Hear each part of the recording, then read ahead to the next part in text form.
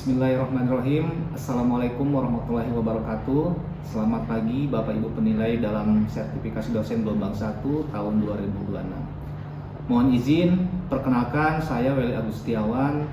Saya merupakan salah satu dosen tetap Politeknik Pelayaran Banten pada Prodi Manajemen Transportasi Laut. Di sini saya mengampu mata kuliah pengantar kepelabuhanan. Nah, dalam video ini dibuat untuk memenuhi atau melengkapi salah satu persyaratan dalam sertifikasi dosen, yaitu pada pernyataan diri dosen dalam unjuk kerja Tridharma Perguruan Tinggi PDD UKT PT dalam bidang pengajaran. Pada kesempatan kali ini, mata kuliah yang saya ampu adalah pengantar kepelabuhanan dengan bobot 2 SKS yang terdiri dari 1 SKS teori dan 1 SKS praktek pada semester 2.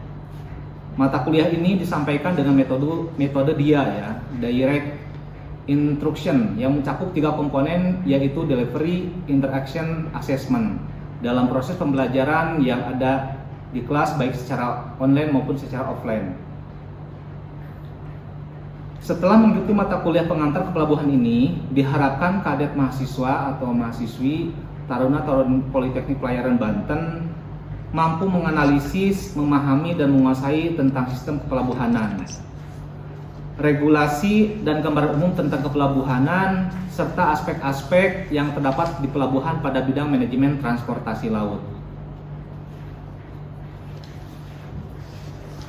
Adapun untuk referensi dalam mata kuliah pengantar kepelabuhanan, saya menggunakan beberapa referensi baik secara online ataupun offline, yaitu yang pertama ada dari buku Retno Anggoro pada tahun 2024 tentang manajemen pelabuhan. Terus ada juga buku dari Andi Siti Hairunisa tahun 2023 tentang pengantar manajemen kepelabuhanan. Lalu selanjutnya ada juga buku dari Ashuri Jamaluddin tahun 2023 tentang manajemen pelabuhan dan terminal. Serta masih banyak lagi, nanti bisa dilihat di referensi yang saya tampilkan berikut ini. Berikutnya untuk indikator penilaian pada mata kuliah pengantar kepelabuhanan terdiri dari 4 komponen. Yang pertama itu dari kehadiran dengan bobot 10%, terus kedua dari tugas-tugas ya dengan bobot 20%, dan yang ketiga ada dari UTS ya yang dilaksanakan pada pertemuan ke-8 biasanya dengan bobot 30%. Lalu yang terakhir ada UAS dengan bobot 40% yang dilaksanakan pada pertemuan ke-16. Baik, berikut adalah video proses pembelajaran yang saya lakukan di dalam kelas. Baik, assalamualaikum warahmatullahi wabarakatuh. Semangat pagi. Pagi luar biasa 3 kali. Pagi luar biasa. Semangat pagi. Terima kasih untuk kelas MPLB ya. Jadi hari ini kita akan melanjutkan pembelajaran pada mata kuliah pengantar kepelabuhanan di pertemuan kedua. Setelah kemarin kita bahas di pertemuan satu itu terkait jenis-jenis barang impor dan barang ekspor. Nah, sebelum masuk ke materi kali ini terkait otoritas kepelabuhanan atau otoritas pelabuhan, mungkin Bapak akan mengevaluasi ya pemahaman dari pembelajaran di pertemuan kemarin terkait barang ekspor dan barang impor. Nah, kira-kira ada yang tahu pengertian dari barang ekspor itu seperti apa? Jom.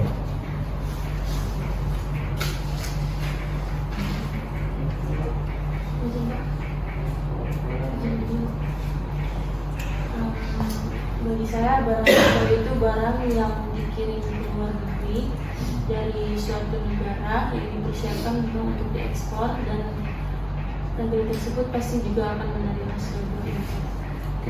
Oke, terima kasih ya. Jadi alhamdulillah untuk materi di pertemuan kemarin sudah ada gambaran. Mudah-mudahan nanti silakan dipelajari lebih banyak lagi dan berbagai referensi. Nah, hari ini kita akan melanjutkan bahasan dari materi atau dari mata kuliah pengantar kepelabuhanan, yaitu tentang otoritas pelabuhan. Nah, di mana di sini untuk agenda dari materinya di sini nanti akan kita bahas terkait apa itu pengertian dari otoritas pelabuhan, terus dasar hukumnya terkait perundang-undangan yang melandasi otoritas pelabuhan, ada fungsi dan kewenangannya, dan koordinasi lintas sektor ya. Nah, kira-kira dari materi kita hari ini terkait otoritas pelabuhan ya, apa menurut pendapat kalian, atau ada yang tahu nggak pengertian dari otoritas pelabuhan? Dari kata otoritas aja, kira-kira apa?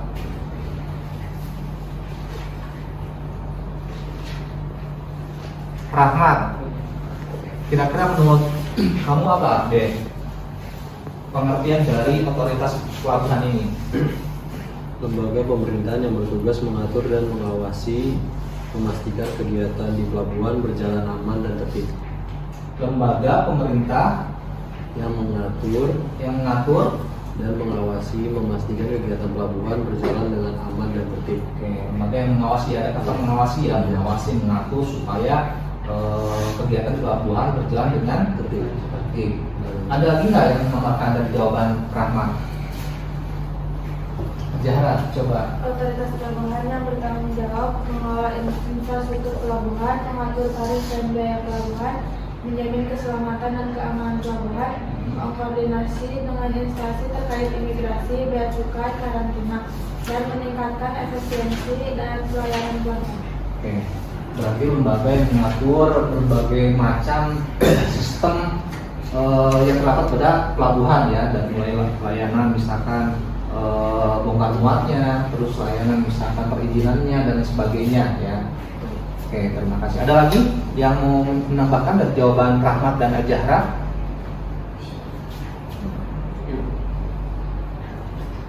Ada nggak? Oke, kalau belum ada silakan lihat ya ke materi dari beberapa penjelasan barusan teman kalian Rahmat dan Azahra ya. Di sini saya sudah menuangkan ada beberapa pengertian ruang lingkup dan otoritas pelabuhan ya. Yang pertama tadi sudah kita diskusikan terkait pengertian otoritas pelabuhan, di mana yang namanya otoritas pelabuhan ya, ada kata otoritas berarti ada lembaga ya, lembaga pemerintahan lembaga pemerintahan yang beroperasi di pelabuhan dengan kewenangan tadi untuk mengawasi ya. Terus ada untuk mengatur, selain mengawasi, mengatur dan mengendalikan seluruh kegiatan pelabuhan. Nah, biasanya institusi ini bertindak sebagai regulator. Apa itu regulator? Apa San? Penggerak utama ya. Jadi sebagai penggerak utama atau regulator yang memastikan aktivitas pelabuhan berjalan sesuai dengan ketentuan dan standar yang berlaku. Nah, itu kurang lebih dari definisi dasar terkait otoritas pelabuhan.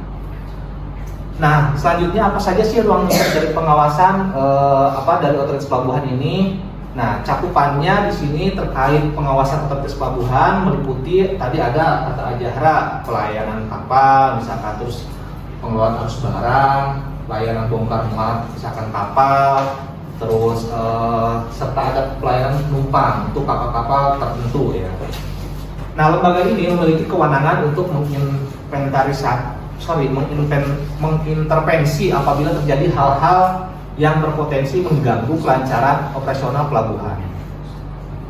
Nah, dari ruang lingkup tersebut atau dari cakupan ruang lingkup otoritas pelabuhan ini tentu saja ada area tanggung jawabnya.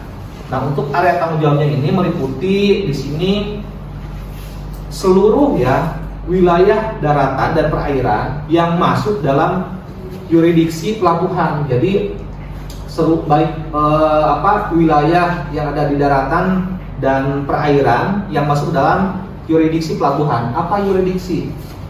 Jadi yurisdiksi ini berarti ruang lingkup ya, ruang lingkup otoritas pelabuhan yang nantinya bisa untuk diawasi atau misalkan jadi dari termasuk ke dalam pengawasan otoritas pelabuhan. Di sini termasuk misalkan area lego jangkar misalkan. Terus ada alur pelayaran. Terus ada fasilitas penunjang misalkan. Fasilitas penunjang apa aja kira-kira yang terdapat di pelabuhan yang kalian ketahui? Ada apa aja? Fasilitas penunjang ada di pelabuhan. Parkir, tempat parkir, terus apa lagi San? Oke, ruangan untuk karantina, nah itu merupakan fasilitas penunjang ya yang terdapat pada pelabuhan. Oke, terima kasih. Kita lanjut ya. Nah, berbicara terkait otoritas pelabuhan, di sini ada yang namanya struktur organisasi otoritas pelabuhan. Di sini saya bikin seperti piramida ya, karena dari bagian tertinggi itu merupakan mempunyai tanggung jawab yang sangat besar ya terhadap suatu organisasi atau misalkan perusahaan atau instansi tertentu. Contoh pada otoritas pelabuhan di sini berarti pimpinan tertingginya dipimpin oleh siapa? Di pelabuhan. KSOP. Pimpinan tertinggi yang bertanggung jawab atas seluruh operasional, ya. Nah kalau di kita di sini siapa pimpinan tertingginya di kampus kita? Pak Direktur ya. Siapa namanya? Ada yang tahu nggak? Nah itu ya. Jadi beliau mempunyai wewenang tertinggi atas semua kegiatan aktivitas yang ada di Sivitas Politeknik Pelayaran Banten. Nah selanjutnya di bawah kepala atau pimpinan tertinggi itu ada beberapa divisi ya. Ada divisi lalu lintas dan angkatan laut ya kalau berbicara terkait otoritas pelabuhan, di mana di sini yang bertugas untuk mengelola pergerakan kapal dan barang. Nah kalau di sini mungkin di bawah direktur itu ada kepala bagian misalkan ya, di samping direktur itu dibantu oleh wadir-wadir ya, wadir 1, 2, 3. Nah terus ada kepala bagian, baik kepala bagian keuangan umum dan kerjasama, terus ada bagian administrasi akademik dan ketarunaan.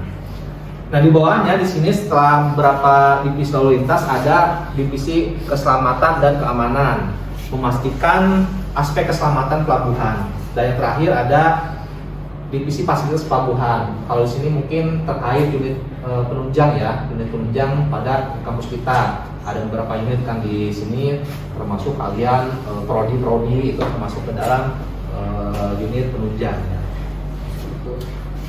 Nah, struktur organisasi otoritas pelabuhan dirancang untuk mendukung fungsi pengawasan dan pengendalian seluruh aktivitas di pelabuhan.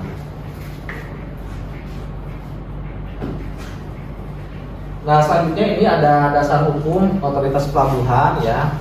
Ada Undang-Undang Nomor 17 Tahun 2008 terkait pelayanan, PP Nomor 61 Tahun 2009 tentang kepelabuhanan, ada yang ketiga Undang-Undang Nomor 17 Tahun 2006 tentang kepabeanan ya, serta Undang-Undang Nomor 6 Tahun 2011 tentang keimigrasian. Nanti mungkin lebih lengkapnya lagi silakan kalian coba cari beberapa referensi lagi terkait dasar hukum otoritas pelabuhan, banyak kok di internet buat tambahan referensi kalian. Sampai di sini ada yang bertanyakan, silakan. Masih bisa diikuti? Oke, safety. Tadi kan saya menyimak sedikit tentang menginterferensi. Apabila terjadi hal-hal yang berpotensi di pelabuhan, seperti apa salah satu bentuk pergerakan otoritas pelabuhan untuk mengatasi dan menginterferensi hal tersebut? Apabila terjadi hal-hal yang tidak diinginkan. Oke. Apa yang sudah dilakukan oleh otoritas pelabuhan? Oke. Baik, pertanyaannya bagus ya. Yang pertama itu sudah pasti bagian otoritas pelabuhan harus berkoordinasi dengan pihak terkait ya. Bisa mungkin nanti kasusnya contohnya misalkan ada penyelundupan narkotika ya, narkoba misalkan. Nah itu kan salah satunya bisa berkoordinasi dengan pihak terkait keamanan ya, misalkan Bakamla, Pol Airut, kepolisian dan sebagainya. Nah adapun kalau misalkan terkait ada misalkan hewan atau misalkan manusia yang terindikasi terpapar penyakit misalkan ya, penyakit menular atau bahkan dapat mengganggu stabilitas di negara tersebut misalkan, itu bisa masuk langsung di proses ke bagian karantina ya nantinya. Jadi di situ setelah misalkan dicek di dokumennya dari mulai misalkan perizinannya, dokumen misalkan keluar suatu negara atau masuk suatu negara bagi terserah semuanya. Kalau misalkan emang terbukti ya terinfeksi, ada beberapa misalkan penyakit yang penularan bahaya lah gitu buat masyarakat umumnya yang ada di negara tertentu, itu harus diproses dulu dan di karantina dulu, dikoordinasikan dan kemudian karantina. Kurang lebih seperti itu safety. Ada lagi yang bertanyakan? Cukup jelas ya, nanti dilanjutkan lagi. Nah, kalau tadi kita berbicara terkait ruang lingkup, pengertian dan area yang terdapat pada otoritas pelabuhan. Nah, di sini Bapak akan menyampaikan beberapa fungsi utama ya terkait otoritas pelabuhan. Yang pertama tadi dari segi penjelasan itu ada yang namanya pengawasan ya, lembaga yang mengawasi. Pengawasan berarti di sini maksudnya untuk mengawasi kegiatan pelabuhan dan operator pelabuhan. Yang kedua sebagai regulasi atau regulator. Apa tadi regulator? Sama tadi apa? Penggerak utama. Berarti di sini kalau sebagai regulasi penetapan peraturan operasional ya, teknis dan administrasi. Yang ketiga terkait perizinannya. Jadi dari mulai perizinan misalkan dokumen kapalnya dicek sudah lengkap atau belum misalkan. Terus nanti layanan terkait bongkar muatnya nanti itu termasuk ke dalam fungsi utama dari otoritas pelabuhan.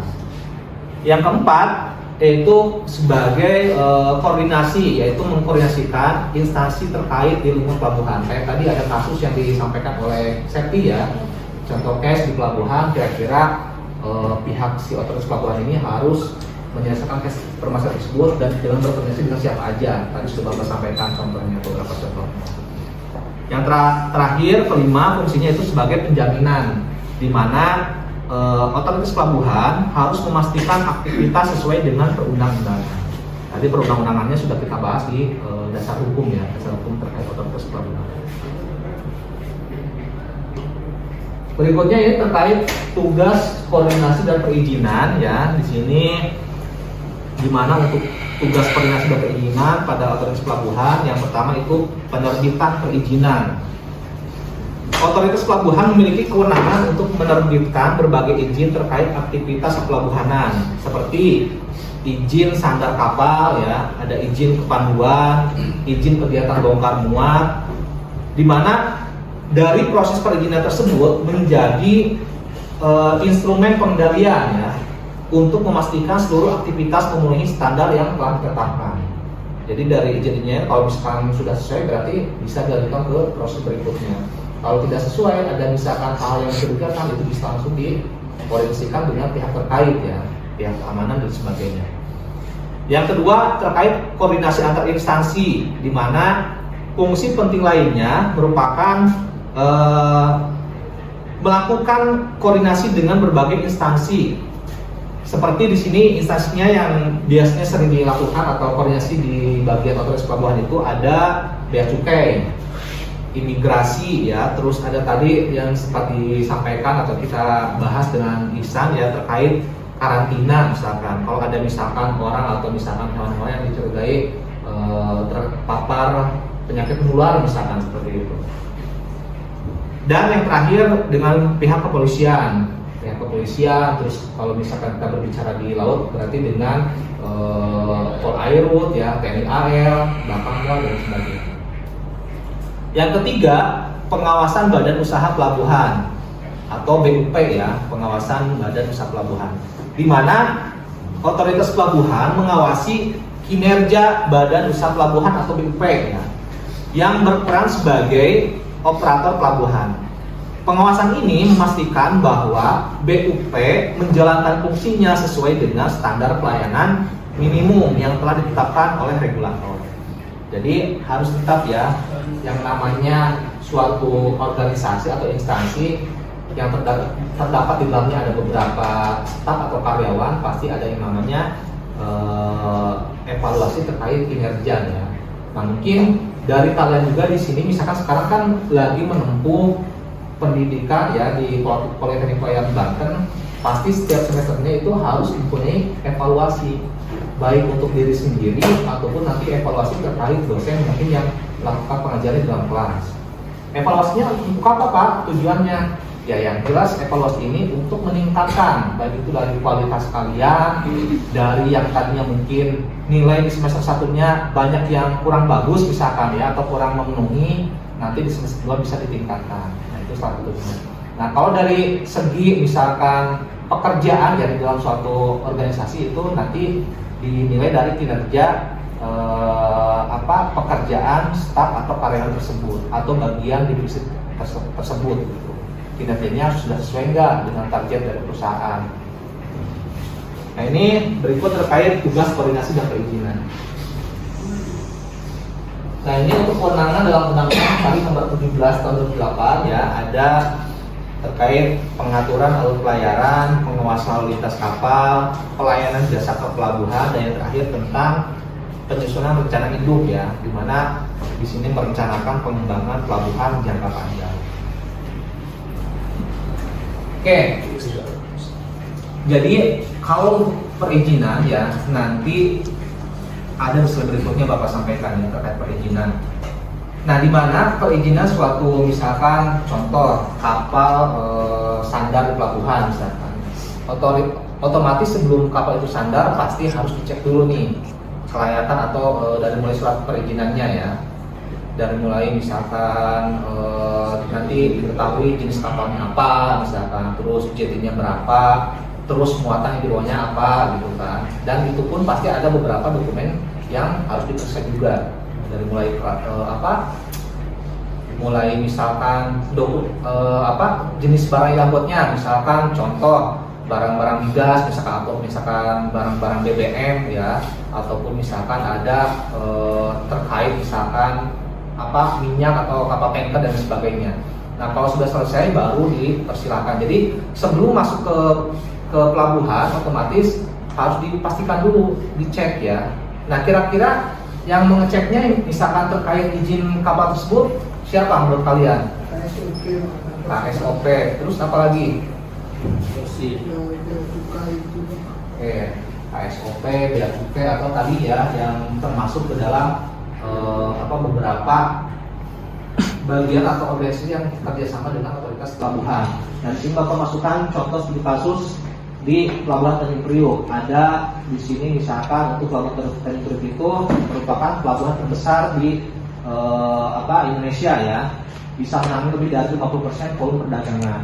Yang kedua ada terminal peti kemas dilengkapi fasilitas modern dengan kapasitas 8 juta TEU per tahun ya. Terus yang ketiga sebagai otoritas pelabuhan, yaitu mengkoordinasikan lebih dari 30 instansi pemerintah di pelabuhan. Oke, yang terakhir kesimpulan dan langkah ke depan ya. Jadi kesimpulan dari materi kita hari ini yaitu yang pertama ini ada penguatan regulasi, yaitu untuk merevisi peraturan untuk mendukung efisiensi dan daya saing. Yang kedua, modernisasi infrastruktur, yaitu untuk mengadopsi teknologi dan sistem otomatisasi. Yang ketiga, ada pengembangan SDM. Nah, pengembangan SDM ini yaitu untuk meningkatkan kapasitas ya dari personil misalkan yang terdapat di otoritas pelabuhan. Jadi kalau kalian yang tadinya misalkan ditempatkan ya sebagai operator di pelabuhan di bagian lapangan, nah tiba-tiba sama perusahaan X misalkan ya kalian ditugaskan atau dimutasi menjadi ke bagian aplikasi atau di bagian humas misalkan. Nah, karena kalian basicnya sebelumnya tidak punya kapasitas atau misalkan keandalan pada bidang tersebut, nah terus dilakukanlah diklat atau pelatihan. Nah, kalian harus tetap mengikuti ya supaya menambah nanti pengalaman atau pengetahuan kalian, menambah skill kalian. Yang terakhir, integrasi sistem, yaitu untuk memperkuat koordinasi antar lembaga terkait. Nah, di mana dari 4 poin ini, otoritas pelabuhan memiliki peran vital dalam menjamin kelancaran, keamanan, dan efisiensi aktivitas pelabuhan Indonesia. Nah, penguatan lembaga ini akan mendukung daya saing logistik di kita di Indonesia ya, nasional. Jadi inilah kesimpulan dari materi kita hari ini. Nanti selebihnya silakan kalian kalau ada beberapa referensi tambahan dicatat lagi untuk menjadi bahan referensi kalian selanjutnya. Oke, sampai di sini ada yang ditanyakan, silakan. Atau bisa diikuti untuk materi kita hari ini. Coba. Oke. Nah, sebelum Bapak akhiri, mungkin seperti biasa ya. Jadi untuk mengevaluasi pemahaman kalian dari materi kita hari ini setelah dilakukan tadi diskusi beberapa tanya jawab atau misalkan diskusi dengan beberapa rekan kalian. Nah, untuk minggu depan silakan ada kuis ya, ada kuis dari saya. Jadi ada 4 soal yang harus kalian kerjakan ya terkait evaluasi pembelajaran di hari ini, di pertemuan kali ini tentang otoritas pelabuhan. Nah, silakan nanti untuk kuisnya dikumpulkan di dalam Google Drive kelas kalian. Nanti ketua kelasnya kumpulkan ke saya. Dan saya akan koreksi dan akan saya acak nanti pemahaman kalian terkait kuis tersebut di pertemuan berikutnya. Sampai di sini untuk kuisnya atau tugasnya bisa dipahami? Bisa. Dipahami nggak? Coba. Oke, jadi silakan dikerjakan. Saya nggak mau nanti kalau ada misalkan yang tidak mengerjakan alasannya tidak tahu Pak, atau misalkan tidak diinfokan oleh ketua kelasnya atau rekan kalian. Jadi silakan dikerjakan tugasnya. Untuk jawabannya nanti dikumpulkan di dalam Google Drive dalam format PDF. Oke, berikutnya ini untuk referensi ya, referensi dari materi kita hari ini. Kalian bisa tambahkan ya referensi yang lainnya ya. Banyak kok di internet. Jadi untuk hari ini untuk beberapa referensi. Oke, ada yang mau tanyakan lagi sebelum Bapak akhiri? Cukup. Cukup? Bisa diikuti atau dipahami untuk materi kita hari ini? Oke, terima kasih untuk hari ini khususnya untuk kelas MTLB ya. Jadi materi kita hari ini selesai. Sampai ketemu di pertemuan berikutnya. Saya akhiri. Billahi taufiq wal hidayah. Wassalamualaikum warahmatullahi wabarakatuh. Baik Bapak Ibu, demikian video pembelajaran mata kuliah pengantar kepelabuhanan. Semoga bermanfaat untuk kita semua dan juga dapat menjadi bahan pertimbangan yang baik bagi penilaian dalam sertifikasi dosen gelombang 1 tahun 2026. Terima kasih. Wabillahi taufiq wal hidayah. Wassalamualaikum warahmatullahi wabarakatuh.